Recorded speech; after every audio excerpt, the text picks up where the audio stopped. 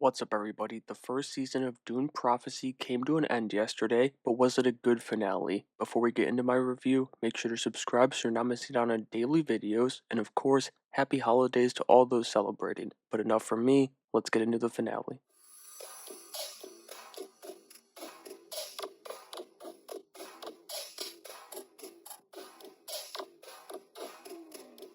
The season 1 finale was full of this season's big reveals, and I was relatively unimpressed to start the episode. The opening scene of the show playing out just a bit differently just didn't hook me into this episode, but as things unfold throughout the episode, it does get better. There were also good elements to the opening scene of the finale though, they just weren't good enough to make it a strong start. I thought Valia got to shine as the power-hungry psycho she is, both with the murder, but also when she finds out Tula's having a kid. Desmond is of course the reason the Bene Gesserit breeds Atreides and Harkonnens together in the movies, so that's a nice touch on this story. In the present, Tula gets yet another sister killed as she tries to comprehend the virus her son possesses, and it's a worthwhile death. However, the scene itself didn't come as a surprise to me considering the Harkonnen sisters' history, and also it didn't hold much tension, at least not for me. But over at the center of the Imperium, there's good stories to be told as the Empress,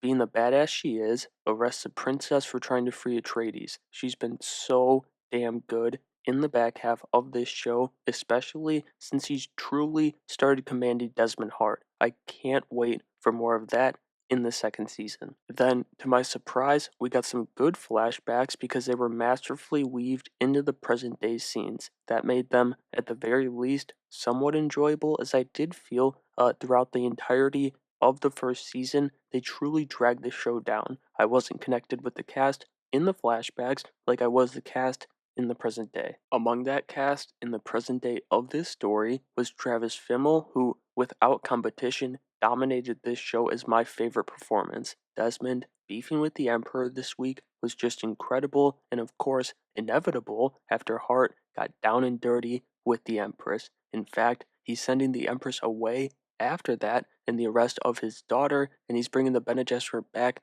to the palace to get under his Bashar's skin.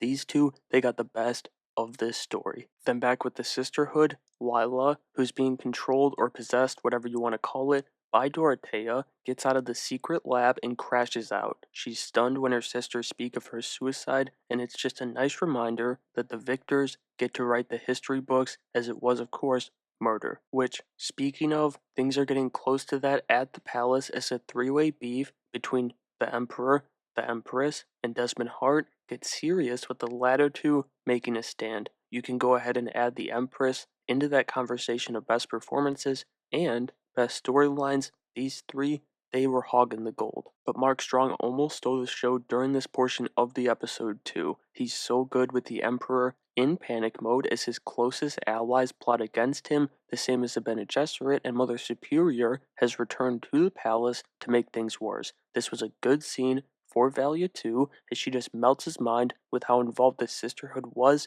in crafting his journey. The middle of this episode truly was packed with rich performances. Same goes for this flashback, which was the best one from the first season, as Valia, Tula, and the others make Dorothea's followers choose. Follow Valia into a new era for the sisterhood, or follow their leader's footsteps into the afterlife. And all but Sister Avila choose death. The scene felt like it came too late in the show, but it was still just an incredible scene with so much tension late in this episode.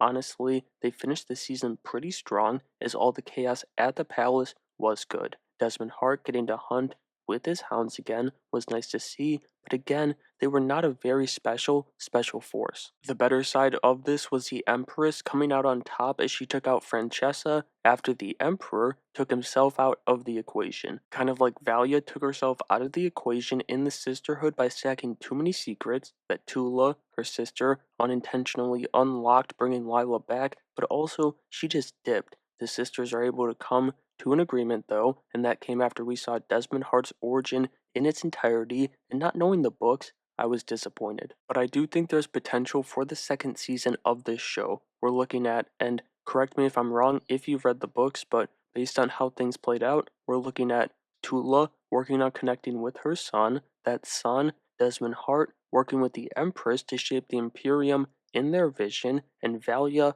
on Arrakis continuing her master plan for the Imperium. The only thing that I'm not looking forward to is no more Mark Strong. As far as this season and the finale are concerned, it was kind of the same thing every week, and I talked about this after episode 5 too. We'd get an iffy start, then up and down throughout, with very, very high highs, usually culminating in a strong finish. But both in the individual episodes and the season as a whole, they couldn't keep that flow alive. The score was very good throughout, though, and same goes for the performances in the present day of this story. It's just those flashbacks that held the season back from being better for me personally. And so that'll do it for my review of the finale for Dune Prophecy Season 1. While it wasn't the strongest finish, it had its moments where they were cooking, and it was enough to make it a good, promising finish, keeping my interest in the second season. Let me know what you thought of the finale and the season as a whole, though, down in the comments below, and make sure